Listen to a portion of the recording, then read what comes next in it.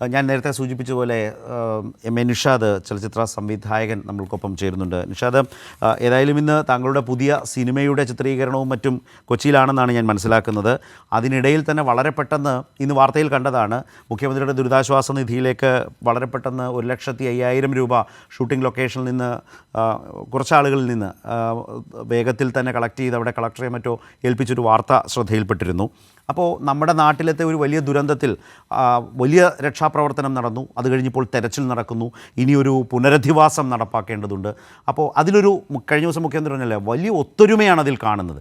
ആ ഒത്തൊരുമ ഇല്ലാതാക്കാൻ പല കോണിലും പല പരിശ്രമവും നടത്തി നോക്കുകയാണ്. വളരെ മൈനോറിറ്റി ഓപ്പറേഷൻസാണ്. അതിനെ തള്ളിക്കളയേണ്ടത് തള്ളിക്കളയുക, പക്ഷേ മറുപടി പറയേണ്ടതും തിരുത്തേണ്ടതും തിരുത്തിയും പറഞ്ഞും തന്നെ പോവുക എന്നതാണിപ്പോൾ കേരളം ചെയ്തുകൊണ്ടിരിക്കുന്നത്. അപ്പോൾ ഇതിനെല്ലാം അപ്പുറം കേരളം വളരെ മികവാർന്ന നിലയിൽ ഒരു വലിയ ദുരന്തത്തിൽ നിന്ന് കരകയറാൻ, വയനാട്ടിനെ കരകയറ്റാൻ ശ്രമിച്ചുകൊണ്ടിരിക്കുകയാണ്. അതിനിടയിലാണ് ഇത്തരം ഒരു വിവരം കൂടി പ്രേക്ഷകരുമായി പങ്കുവെച്ചത്. അതുമായി ബന്ധപ്പെട്ട വിവരങ്ങൾ ഡിസ്കസ് ചെയ്തത്. അത് കേട്ടപ്പോൾ എന്താണ് തോന്നുന്നത് പറയാൻ? ശ്രദ്ധയിൽപ്പെട്ടിരുന്നോ ഈ വിവരം?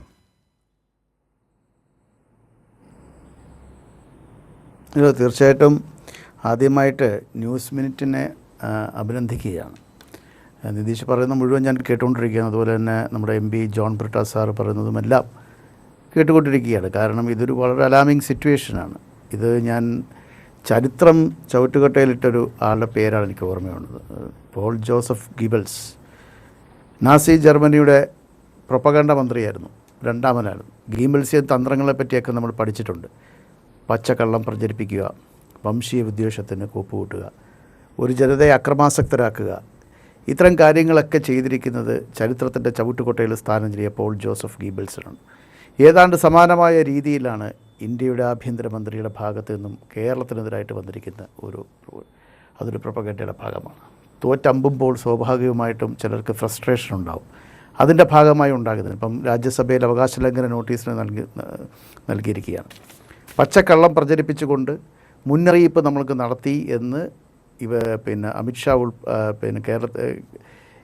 നമ്മുടെ ഇന്ത്യയുടെ ആഭ്യന്തരമന്ത്രി അമിത്ഷാ ഒരു പ്രസ്താവന ഇറക്കുന്നു. പ്രകൃതി ദുരന്തമുണ്ടായിരിക്കുന്നത് കേരള ഗവൺമെൻറ്റിൻ്റെ പിടിപ്പുകേടുണ്ടാണെന്നും കേന്ദ്ര കാലാവസ്ഥ കേന്ദ്രവും അതുപോലെ തന്നെ വാട്ടർ ഇതുൾപ്പെടെയുള്ള എല്ലാ ഏജൻസികളും കേന്ദ്ര ഏജൻസികൾ കേരളത്തിന് മുന്നറിയിപ്പ് നൽകി എന്നാണ് അദ്ദേഹം എല്ലാ ഏജൻസികളും കേരളത്തിന് മുന്നറിയിപ്പ് നൽകിയെന്നാണ് അമിത്ഷാ പറയുന്നത്. പക്ഷേ നിമിഷ നേരം കൊണ്ട് തന്നെ അതിൻ്റെ ഫാക്ട്സ് എന്താണെന്ന് മനസ്സിലാക്കി അതിൻ്റെ ഡോക്യുമെൻറ്റ് ജനങ്ങളുടെ മുന്നിൽ അവതരിപ്പിച്ചുകൊണ്ട് ബഹുമാനപ്പെട്ട മുഖ്യമന്ത്രി അത് പൊളിച്ചെടുക്കുകയാണ് ചെയ്തത്. അപ്പോൾ ജോൺ ബ്രിട്ടാസ് സാറ് പറഞ്ഞതുപോലെ തോറ്റമ്പുമ്പോൾ ഉണ്ടാകുന്ന ഒരു മാനസികാവസ്ഥയിൽ നിന്ന് ഏത് തരത്തിൽ വേണമെങ്കിലും കേരളത്തിനെ നശിപ്പിക്കാം എന്നുള്ളതിൻ്റെ ഏറ്റവും വലിയ മകുടോദാഹരണമാണ് രാജ്യത്തെ ഗവേഷകരെടുത്തും അതുപോലെ തന്നെ ജേർണലിസ്റ്റുകളെടുത്തും സയൻറ്റിസ്റ്റുകൾക്കെല്ലാം കേരളത്തിനെതിരായിട്ട് വാർത്തകൾ കൊടുക്കണം എന്ന് പറയുന്നത്. പക്ഷേ അത് അത് നിങ്ങൾ ഇത് കാണുന്ന എന്നെ കേൾക്കുന്ന, ശരത്തിനെ കേൾക്കുന്ന, ഈ വാർത്തകൾ കേൾക്കുന്ന ജനങ്ങൾ തീരുമാനിക്കട്ടെ കേരളത്തിനോടുള്ളൊരു നയം എന്താണ് എന്നുള്ളത്. കേരളത്തിൽ അവരുടെ ഫാസിസ്റ്റ് രീതികൾ നടപ്പിലാക്കാൻ കഴിയില്ല എന്ന് കണ്ടുകൊണ്ട് ഏതർത്ഥത്തിലും കേരളത്തിനെ ഒതുക്കാൻ വേണ്ടി നോക്കുന്ന ഒരു പ്രകൃതി ദുരന്തം ഉണ്ടാകുമ്പോൾ രാഷ്ട്രീയം കളിക്കുന്നത് ശരിയല്ല.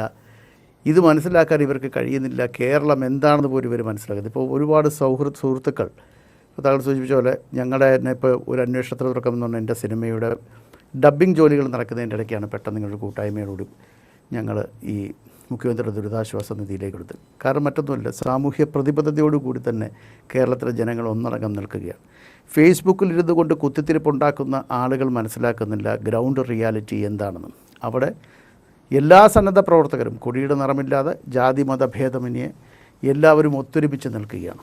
ഒരു സർക്കാരിൻ്റെ കീഴിൽ ഇത്രയും മനോഹരമായി എത്രയും പെട്ടെന്ന് നിഷാദ് ഈ പൂത്ത ബ്രെഡുമായി ഇറങ്ങിയ കുറേ ആളുകളുണ്ടായിരുന്നു. അപ്പോൾ അതിൻ്റെ ഭക്ഷണത്തിൻ്റെ ചുമതലയുള്ളത് റവന്യൂ വകുപ്പിനാണ്. റവന്യൂ മന്ത്രി പറഞ്ഞത് ബ്രെഡേ കൊടുത്തിട്ടില്ല, പിന്നെ എങ്ങനെയാണ് കൊടുക്കാത്ത ബ്രെഡ് പൂക്കുക എന്നുള്ളതാണ്. അങ്ങനെ പൂത്തുപോയ ചില പരിശ്രമങ്ങളോ വിവാദങ്ങളോ ഇതിനിടയിൽ തന്നെ കെട്ടടങ്ങിയിട്ടുണ്ട്. ഞാനിന്ന് ഉച്ചയ്ക്ക് ഇതുപോലെ തന്നെ വാർത്ത ചെയ്യുന്ന സമയത്ത് 1 മണിക്ക് ശേഷമാണ് നോക്കുമ്പോൾ പിന്നെ ചൂരൽമലയിലും പരിസര പ്രദേശങ്ങളിലുമൊക്കെ മുകളിലോട്ടുമൊക്കെ റവന്യൂ വകുപ്പിൻ്റെ മേപ്പാടിയിലെ ഗവൺമെൻറ് പോളിടെക്നിക്കിൽ തയ്യാറാക്കപ്പെട്ട അടുക്കളയിൽ തയ്യാറാക്കപ്പെട്ട ഭക്ഷണം പാക്ക് ചെയ്ത് കൊണ്ടുവന്ന് വിവിധ കോർണറുകളിൽ വെക്കുന്നു. അവിടേക്ക് തന്നെ ഈ സന്നദ്ധ പ്രവർത്തകർക്കും ഭക്ഷണം സർക്കാരിനെ ഏൽപ്പിക്കാം, അതും വിതരണം ചെയ്യാം.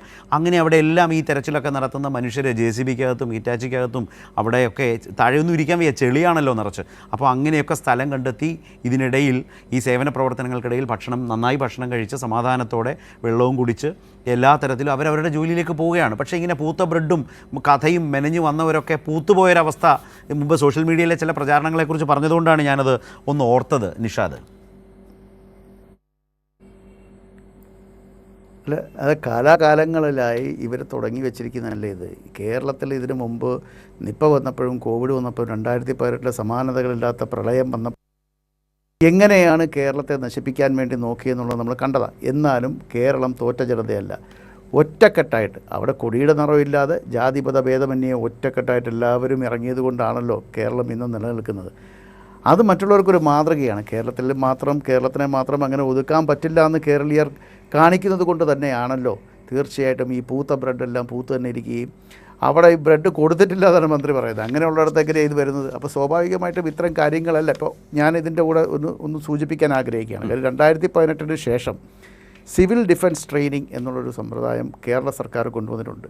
ഇന്ത്യയിൽ ഏറ്റവും ശ്ലാഘനീയമായ കാര്യമാണ്. സിവിൽ ഡിഫൻസിന് ഏതൊരു സിവിലിന് വേണമെങ്കിലും അതിൽ പങ്കാളിയാവാം. സന്നദ്ധ സംഘടനയിൽ പങ്കെടുക്കണമെന്ന് ആഗ്രഹമുള്ള ഒരു ട്രെയിനിങ് ഓൺലൈനായിട്ടും അല്ലാതെയും ഫയർ ആൻഡ് റെസ്ക്യൂ ഉൾപ്പെടെയുള്ള കാര്യങ്ങൾക്ക് ട്രെയിനിങ് കൊടുക്കുകയും ഒരു സമാന്തര ആർമി കേരളത്തിൽ പിന്നെ ഇതുപോലെയുള്ള പ്രകൃതി ദുരന്തം വന്നു കഴിഞ്ഞാൽ ഇത്രയും അലാമിങ് സിറ്റുവേഷനിൽ എങ്ങനെ നേരിടണമെന്നുള്ളത് സർക്കാരിൻ്റെ കീഴിലുള്ള ഒരു വലിയ സേനയെ തന്നെ നമുക്ക് രൂപപ്പെടുത്താൻ പറ്റി.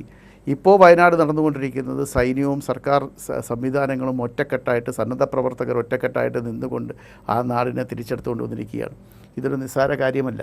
ഇതെവിടെയും ചർച്ച ചെയ്യപ്പെടേണ്ട വിഷയമാണ്.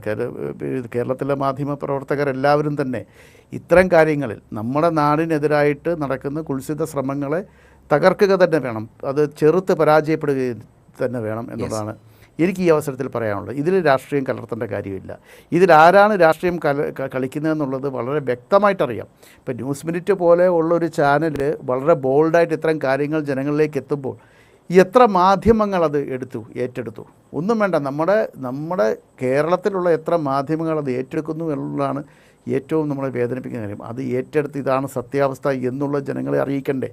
എത്രമാത്രം ഒരു കള്ളം 10 തവണ പറഞ്ഞാൽ അത് സത്യമായി മാറിക്കൊണ്ടിരിക്കുന്ന ഒരു കാലഘട്ടത്തിലാണ് ഞാനും നിങ്ങളും ജീവിക്കുന്നത്. അപ്പോൾ തീർച്ചയായിട്ടും ഇത്തരം പിന്നെ പ്രചരണങ്ങളെ തള്ളിക്കളയുക തന്നെ വേണം. എന്നിരുന്നാൽ ഇപ്പോൾ CM മുഖ്യമന്ത്രിയുടെ ദുരിതാശ്വാസ നിധിയിലേക്ക് പൈസ കൊടുക്കരുത് എന്ന് പറഞ്ഞൊരു വിഭാഗം, അതിനെയൊക്കെ ചേർത്ത് നിർത്തിക്കൊണ്ട് കേരളത്തിലെ സാഹിത്യകാരന്മാർ മാത്രമല്ല സാംസ്കാരിക രംഗത്ത് മാത്രമല്ല സിനിമാ രംഗത്തുള്ളവരെല്ലാവരും തന്നെ ഒറ്റക്കെട്ടായിട്ട്, ഇപ്പോൾ ഞങ്ങളൊക്കെ തന്നെ ഇപ്പോൾ ഒരു കാര്യം ചെയ്യുന്നതെന്ന് പറഞ്ഞാൽ മറ്റുള്ളവർക്കും അതൊരു ഇൻസ്പിറേഷൻ ആവാനാണ്. ഇന്ന് തന്നെ ഞങ്ങൾ ഈ പ്രവൃത്തി ചെയ്ത ശേഷം ഒരുപാട് സിനിമ സെറ്റുകളിൽ നിന്നും മറ്റ് സംഘടനകളിൽ നിന്നും എല്ലാം പിന്നെ അവരും ഇത് മുന്നോട്ട് വരികയാണ്. അത് റൈറ്റ് ടു ഇൻഫർമേഷൻ ആക്ട് അനുസരിച്ച് ബഹുമാനപ്പെട്ട മുഖ്യമന്ത്രി തന്നെ പറഞ്ഞിട്ടുണ്ട്. റൈറ്റ് ടു ഇൻഫർമേഷൻ ആക്ട് അനുസരിച്ച് നമുക്കറിയാം ഇതെങ്ങനെയാണ് ചിലവഴിക്കുന്നത്, എങ്ങോട്ടാണ് പോകുന്നതെന്നൊക്കെയുള്ള വ്യക്തമായ ധാരണയുണ്ട്. പിന്നെ കള്ളപ്രചരണങ്ങൾ, ഒരു സ്മാർട്ട് ഫോണും കയ്യിൽ വെച്ചുകൊണ്ട് മുക്കിലും മൂലയിലും ഇരുന്ന് ഒരു കള്ള ഐഡിയയിൽ എന്തും കുത്തിക്കുറിക്കാവുന്നൊരു കാലഘട്ടമാണിത്. അതൊക്കെ സത്യമാവണമെന്നില്ല. ഇപ്പോൾ ഏറ്റവും വലിയൊരു ഉദാഹരണം പറയാം. ഈ BJPയുടെ അല്ലെങ്കിൽ ഞാൻ പേരെടുത്ത് പറയാൻ ആഗ്രഹിക്കുകയാണ്, സംഘപരിവാർ അനുകൂല പല പോസ്റ്റുകളിലും നടി നിഖില വിമൽ അവർ ഈ ഒരു സന്നദ്ധ പ്രവർത്തനത്തിൽ ഏർപ്പെട്ട് നിഖില വിമൽ അവരെടുക്കുമ്പോൾ അവർക്കൊരു കുറിയിട്ട് RSSൻ്റെ പ്രവർത്തക പിന്നെ റെസ്ക്യൂ ക്യാമ്പിൽ ഇരുന്നെങ്കിലും ചെയ്യുന്നു എന്ന് പറഞ്ഞ് വ്യാജ പോസ്റ്റർ അടിച്ച് മാറ്റാൻ യാതൊരു മടിയില്ലാത്തൊരു ജനമാണ്. പക്ഷേ ഇതിനെയൊക്കെ നമ്മൾ പുച്ഛിച്ച് പുറത്തുള്ളപ്പോൾ തന്നെ ഒരു വിഭാഗത്തെ സ്വാധീനിക്കാൻ ഇവർക്ക് കഴിഞ്ഞിട്ടുണ്ടെങ്കിൽ അത് ഒരു അലാമിങ് സിറ്റുവേഷൻ തന്നെയാണ്. തീർച്ചയായിട്ടും കുറച്ചും കൂടിയൊക്കെ ഒരു സിവിൽ സെൻസ് വേണം, കുറച്ചും കൂടി എഡ്യൂക്കേറ്റഡ് ആയിരിക്കേണ്ടത്. നമ്മൾ സാക്ഷര കേരളം എന്നൊക്കെ പറയുമെങ്കിലും ഇത്തരം വർഗീയ മനസ്സോടുകൂടിയും ഇത്തരം ഫാസിസ്റ്റ് ചിന്താഗതിയോടുകൂടിയും കേരളത്തിനെതിരായിട്ട് ശക്തമായ കള്ളങ്ങൾ പ്രചരിപ്പിക്കുകയും ചെയ്യുന്നതിനെ ചെറുത്ത് തോൽപ്പിക്കാൻ നമ്മുടെ മാധ്യമ രംഗത്തുനിന്നുള്ളവർ മുന്നോട്ട് വരണമെന്നാണ് എനിക്ക് ഈ അവസരത്തിൽ പറയാനുള്ളത്. അപ്പോൾ അതുകൊണ്ട് ശരത്തിൻ്റെ ചോദ്യത്തിലുള്ള ഏറ്റവും പ്രസക്തമായ ചോദ്യത്തിലുള്ള ഏറ്റവും എനിക്ക് പറയാനുള്ളൊരു ലേമാൻ മറുപടിയാണിത്. കാരണം ഇത് ദൂരവ്യാപകമായി നമുക്ക് ബുദ്ധിമുട്ടുകൾ ഉണ്ടാക്കാം. നമ്മളെ സഹായിക്കാൻ മുന്നോട്ട് വരുന്നവരെ തടയുന്ന രീതി, നമ്മളിൽ ആശയക്കുഴപ്പമുണ്ടാക്കുന്ന രീതി, നമ്മളുടെ മനസ്സുകളിൽ തന്നെ തമ്മിൽ അകൽച്ച ഉണ്ടാക്കുന്ന രീതി, ഇതൊക്കെ എത്ര നാൾ കൊണ്ടുണ്ടായത്? കഴിഞ്ഞൊരു 10-12 വർഷമായിട്ടല്ലേ ഇത് കൂടുതൽ. അതിനു മുമ്പ് അങ്ങനെ ഒരു സംഭവം ഉണ്ടായോ? കേരളത്തിൽ എങ്ങനെയാണ് ജനം ചെയ്യുക? കേരളത്തിൽ ഇന്നും ദൈവകൃപയാൽ ഇപ്പോഴും ഒരു കുഴപ്പവുമില്ലാതെ നമ്മൾ മുന്നോട്ട് പോകുന്നുണ്ട്. പക്ഷേ എത്ര നാൾ എന്നുള്ളതാണ് ഒരു ചോദ്യചിഹ്നമായി എൻ്റെയും നിങ്ങളുടെയും മുന്നിൽ നിൽക്കുന്നത്.